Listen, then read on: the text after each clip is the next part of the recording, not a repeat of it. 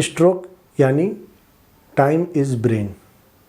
Time is brain मतलब जैसे मरीज को स्ट्रोक हुआ उसकी स्टॉप वॉच चालू हो जाती है। तो चलिए आज हम बात करते हैं इसके इलाज के बारे में।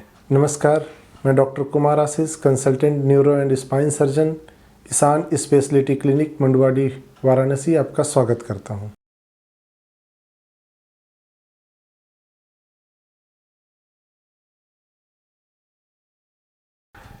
स्ट्रोक का इलाज मुख्यतः दो प्रकार के होते हैं। एक जिसे बोला जाता है एक्यूट, यानी कि जब मरीज को ये हुआ, एपिसोड हुआ, तुरंत का इलाज जो उसको इस बीमारी से निकालने में मददगार हो। दूसरा जिसे क्रॉनिक बोला जाता है। क्रॉनिक मतलब कि वैसा इलाज जो मरीज को दोबारा स्ट्रोक न हो और उसके कारण को ठीक किया जाए, उसके लिए किया जाता है। तो चलिए इस वीडियो में हम बात करते हैं एक्यूट वाले के बारे में। क्रॉनिक वाले के बारे में हम बात करेंगे जो प्रिवेंटिव वाले वीडियोज़ में हो गए। तो एक्यूट के लिए बहुत ज़रूरी है मरीज का समय पर पहुंचना। Time is brain. स्ट्रोक के लिए जो ट्रीटमेंट होती है उसमें स्ट्रोक थेरेपी होती है। स्ट्रोक थेरेपी मतलब कि जब मरीज पहुंचता है, पहुंचने से भी ज़्यादा जब मरीज को स्ट्रोक होता है तो घड़ी की सुइयाँ वहाँ से चालू हो जाती हैं। मुख्यतः 4 से 4.5 घंटे के अंदर मरीज को एक इंजेक्शन आते हैं जिसे कहा जाता है आईवी थ्रोम्बोलिसिस, जिसे हम नसों के द्वारा दे सकते हैं। तो ये दवा जब हम खून की नलियों के द्वारा जनरल इंजेक्शन के रूप में जब हम देते हैं तो इससे ये खून का थक्का गलने लगता है, और जैसे जैसे वो थक्का गलते जाएगा तो जहाँ पर ब्लड सप्लाई रुकी थी वहाँ पर ब्लड सप्लाई वापस चालू हो जाएगी, और जो नसों का हिस्सा जो बिल्कुल पेनम्ब्रा जोन में था, जो नष्ट होने वाला था, वो बच जाता है। तो ये है रोल जिसे हम बोलते हैं आईवी थ्रोम्बोलिसिस। इसका टाइम पीरियड होता है 4 से 4.5 घंटे का। इसके बाद आता है जिसे हम बोलते हैं इंट्रा आर्टेरियल थ्रोम्बोलिसिस। ये दूसरा प्रकार का है जिसमें हमारा ये विंडो बढ़ के 4.5 घंटे से 6 घंटे का हो जाता है।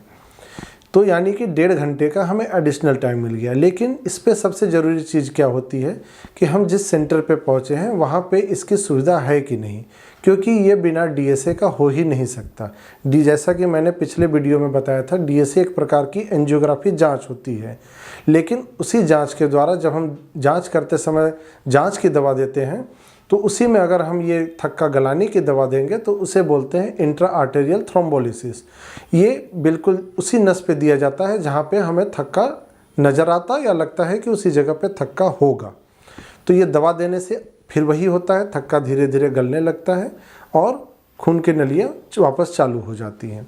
अगर ये टाइम भी बीत गया है तो अगला विधि आता है जिसे हम बोलते हैं डीएसए के द्वारा क्लॉट रिमूवल। ठीक है, इसकी टाइम पीरियड जो होती है वो बढ़ जाती है 8 से 10 घंटे की, यानी कि हमें 2 से 4 घंटा और एक्स्ट्रा मिल जाता है। लेकिन जैसा कि मैंने बताया अभी पिछले पॉइंट पे कि इसके लिए वैसा सेंटर होना ज़रूरी है जहाँ पे डीएसए की सुविधा उपलब्ध हो, यानी कि जब मरीज पहुँचा है तो डीएसए तुरंत हो और साथ में वो इंट्रा आर्टेरियल थ्रोम्बोलिसिस की सुविधा हो या इंट्रा आर्टेरियल थ्रोम्बेक्टोमी की सुविधा हो, जो ये तीसरा प्रकार है।